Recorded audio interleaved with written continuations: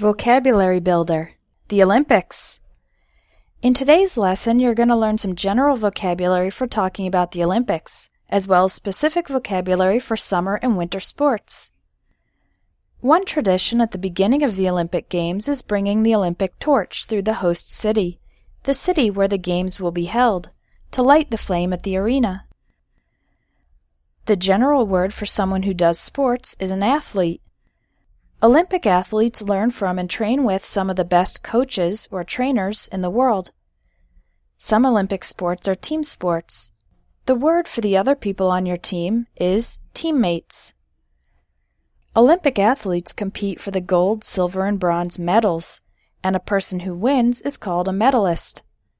During the medal ceremony, each medalist stands on a podium, and the national anthem, official national song, of the gold medalist's country is played.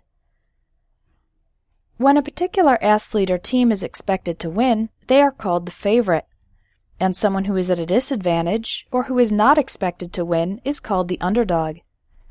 Sometimes the underdog manages to pull off a surprise victory. If an athlete performs an event better than anyone else in history, he sets a new world record. The Olympics are a chance to demonstrate good sportsmanship. That's a person's behavior and attitude while participating in sports, especially fair play and courtesy. An example of good sportsmanship is an athlete who lost congratulating the winners. An example of poor sportsmanship is screaming and cursing after a defeat. Unfortunately, some athletes resort to doping, using drugs to improve athletic performance, which is not allowed. If it's discovered, the athlete is disqualified, declared to be removed from the competition. Olympic athletes should remember that they are role models, examples that many people, especially younger people, observe and imitate. In addition to the Olympics, there are also the Paralympics for athletes with disabilities. Let's learn some vocabulary for specific sports in the Summer and Winter Olympics. For a full list, you can visit www.olympic.org/sports. Winter Olympics. Two sports that involve snow are skiing and snowboarding. There are actually three types of skiing. Alpine skiing, more commonly called downhill skiing, is done on a slope, an incline, whereas Nordic skiing, commonly called cross-country skiing, is done on a flat surface. In freestyle skiing or ski jumping, the skier goes downhill to pick up speed, then goes off a ramp and flies through the air. In bobsled, teams of 2 or 4 people race down an icy track in a sled. This is the general word for a vehicle that slides on snow or ice.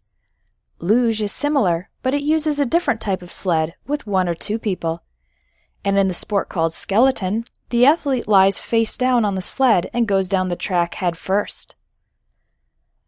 3 sports that are done on an ice rink are speed skating, figure skating, and ice hockey. Speed skating is a race, a competition where the fastest athlete wins. In figure skating, the skaters perform artistic jumps and spins. And in ice hockey, each team uses their sticks to get the puck into the goal. Summer Olympic sports. Athletics, or track and field, is a general category that includes many different events.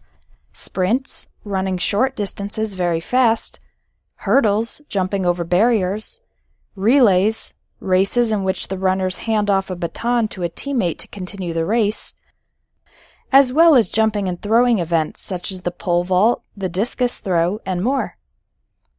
Gymnastics is another general category. It involves acrobatic events such as the balance beam, the uneven bars, the vault, and the rings.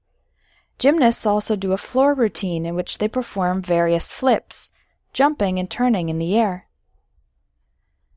3 sports done in the swimming pool are diving, water polo, and synchronized swimming.